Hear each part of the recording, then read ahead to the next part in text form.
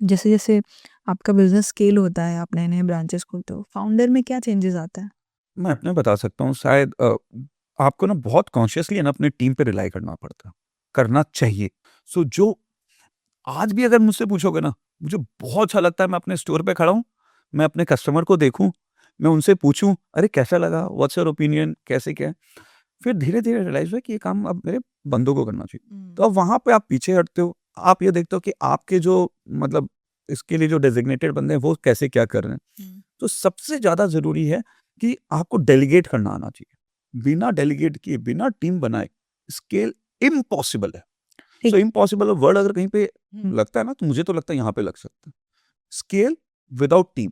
ठीक है, this is a good point कि you have to delegate as much possible. Now tell me about a few things which you should never delegate. Never delegate के अंदर में ये है कि आपका इसमें मैं वापस से टीम को जहाँ पे खत्म किया, टीम के साथ में आपका इंटरैक्शन।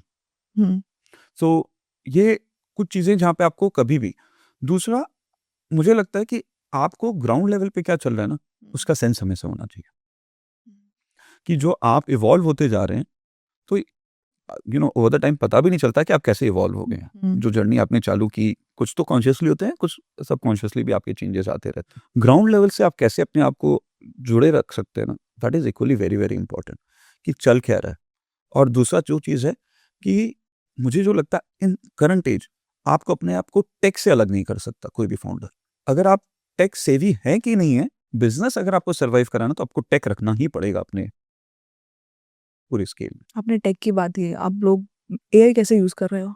हम ये बोल रहे हैं कि एआई को हम अब अडॉप्ट कर रहे हैं, हुँ। आज के हमारे सिस्टम में। तो जो ऑर्डर फोरकास्टिंग है, सप्लाई फोरकास्टिंग है, हम धीरे-धीरे मैं इसको प्योर एआई नहीं बोल रहा हूँ, बट हम उस तरफ में अपने आप को लेकर के जा रहे हैं कि ये सारी चीज़ें हमें उसके थ्रू ऑटोमेट होनी चालू है।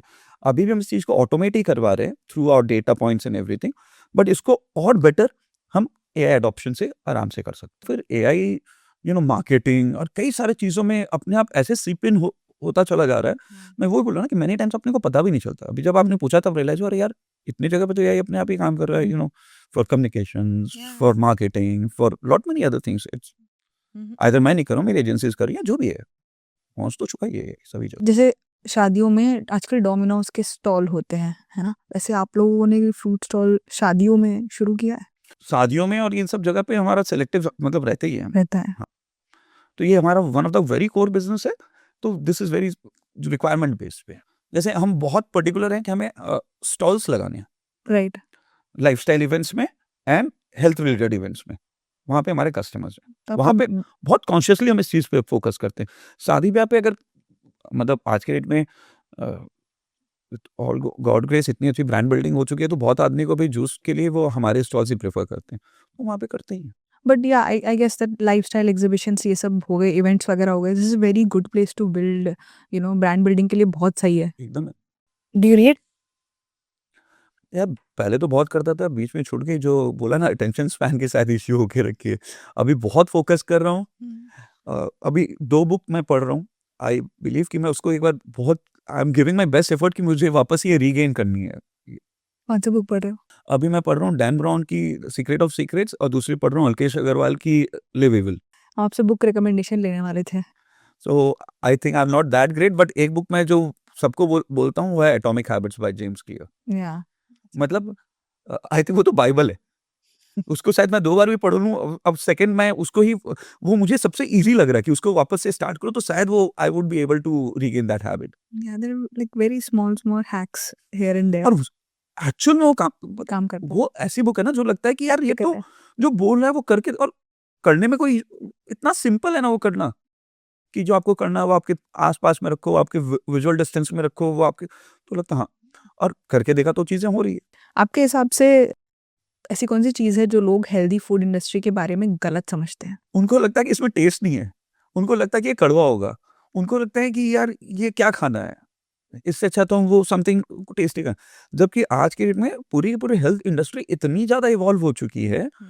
कि वहाँ पे हम सबसे पहला प्रेफ़रेंस देते हैं कि आप टेस्ट पे हम प्रेफ़रेंस देते हैं, कि कोई भी चीज़ अगर उसमें टेस्ट नहीं है ना देखो at the end of the day आप खा रहे हो ना, खाने में टेस्ट नहीं है ना, तो काम नहीं करेगा। अरे कोई दवाई थोड़ी ना बना रहे हैं, अपने खाना दे रहे हैं मतलब अपने तो खाना है। तो आज पूरी इंडस्ट्री इस चीज़ को समझ चुकी है कि बॉस जब तक आपका खाना टेस्ट नहीं है ना, बिकेगा नहीं। तो ये बहुत बड़ी मिथ है कि यार इसमें टेस्ट नहीं है। I think entire health industry is working very hard कि जो भी आप खाएं उसमें टेस्ट आपको ऐसा मिले कि आप नेक्स्ट टाइम हो। जेंजी हम्म। ज़्यादा सैलड प्रेफर करते हैं। तो मेरे को लगता है कि आज के डेट में जेंजी और मिलेनियल्स दोनों ही इस चीज पे बहुत ज्यादा फोकस है। Even millennials, let me tell you, people are so much about Gen Z. I think Gen Z आज उनके पास में एक पॉकेट साइज प्रेशर है, मिलेनियल्स के पास वो पॉकेट साइज प्रेशर नहीं है। तो customer wise they are more focused and mind share wise Gen Z is more focused. But eventually they will also Yes, they will for sure. So आज के दिन में अपने जो अल्कोहल और टबैको कंजम्पशन जो देख रहे हैं कि वो नीचे आ रहे हैं, तो that is all because of Gen Z conscious, मतलब कॉन्शियस नहीं, उनका जो आज में नेचुरल उनका जो इवोल्यूशन जो हो रहा है। कोई ऐसा एक ऑपरेशनल मिस्टेक जो बहुत महंगा पड़ा? महंगा नहीं पड़ा, लर्निंग थी। जैसे हम कोविड के टाइम पे हमने क्या किया कि हमें लगा कि सभी आदमी घर पे पार्टी कर रहे हैं, तो हम अपने फ्रेश इंग्रेडिएंट से मिक्सेस बना के बेचते हैं। तो हमें लगा वापस से वही वी आर डूइंग ग्रेट, हमने उस पर बहुत एफर्ट दिया, but after certain period of time हमें समझ में आया कि this will not work for us. तो जबकि वो हेल्दी भी था, टेस्टी भी था, सब कुछ था, पर वो एक परसेप्शन वाइज वो अलाइन नहीं हो रहा था हमारे साथ। नेक्स्ट कुछ सालों में येलो स्टार का क्या प्लान्स है? So we want to be one stop solution, जहाँ पे if you think about any healthy कुछ भी खाना है तो वहाँ पे you think about the yellow star. क्योंकि हमें लग रहा है कि health as an industry when it comes to food and beverage में exponential growth, mark my words, exponential growth आएगी। तो इसके पीछे मैं 2 एनेक्डोट आपके साथ में जस्ट शेयर कर रहा हूँ। जैसे क्या हुआ, जिस समय कैडबरी ने अपने कैंपेन्स चालू किए थे, कैडबरी उसके पहले as a chocolate was just an industry जहाँ पे बच्चों के लिए चॉकलेट थी। फिर उन्होंने एक कैंपेन चालू किया कि लड़की क्रिकेट मैदान पे आ रही है मतलब लहराते हुए, तो as a boyfriend girlfriend gifts के हिसाब से एक्सेप्टेड हुआ। फिर वो एक उन्होंने इवॉल्व किया कि गिफ्टिंग के हिसाब से, तो बहुत सारे और उसका पर्कोलेटिंग इफेक्ट देखिए कि कई सारे चॉकलेट इंडस्ट्रीज मतलब घर घर पे वो बनने चालू हो गए। फिर उन्होंने वो गिफ्ट्स के जगह पे उन्होंने गिफ्ट्स पे ला दिया। तो एक जब बहुत बड़ा प्लेयर या बहुत बड़े इंडस्ट्री के प्लेयर्स जब मिल करके एक उसके एवेन्यू को बढ़ाते हैं ना, तो उसका पर्कुलेटिंग इफेक्ट बहुत जगह पे दिखता है। हेल्थ इंडस्ट्री में आज के वक्त में उसी पॉइंट पे है। Because of Covid lot many people जो कभी हेल्थ के बारे में सोचते ही नहीं थे ना, कॉन्शियसली अनकॉन्शियसली आज के डेट में वो हेल्थ के तरफ में खाने की बात करना चालू कर चुके हैं। उनके लाइफस्टाइल में वो चेंज आ चुका है। और मुझे लगता है जो one of the biggest moment जो आने वाला है ना, वो फार्मा इंडस्ट्री की तरफ से आने वाला है। सो ये एस्पेक्ट को जस्ट सोच करके देखो कि आज के डेट में कई सारे जो ओबेसिटी को लेकर के जो मतलब जो मेडिसिन हैं, उनकी अब वो पेटेंट पीरियड खत्म हो रहा है, वो जेनेरिक पे जा रहे हैं। तो obesity is a problem, is a genuine problem. वो जब इस चीज को इस मैसिव स्केल पे जब एडवर्टाइज करके समझाएंगे कि ओबेसिटी से आप लड़ सकते हैं, आपको लाइफस्टाइल चेंजेस चाहिए, वो सिर्फ दवाई से तो नहीं होगा ना। जब वो लाइफस्टाइल चेंज करेगा ना, तो हम जैसे प्लेयर्स को बहुत बड़ा पॉजिटिव इम्पैक्ट मिलेगा। Very well thought. What is the best advice that you have ever got? तुम्हें क्या लगता है कि तुम ही मतलब होशियार हो जो ये सोच रहे हो कि ये आज तक क्यों किसी ने नहीं किया, ये हमेशा पहले सोचो। ये मत सोचो कि अरे मैंने सबसे पहले रियलाइज किया। तो अगर तुमने ही किया तो हो सकता है तुम एकदम बेवकूफ आइडिया, क्योंकि बहुत जन ने इस पे काम करके छोड़ चुका है। यह आइडिया हमें वो जो 9 महीने की R&D पीरियड थी ना, उसमें हमें ये मिला था।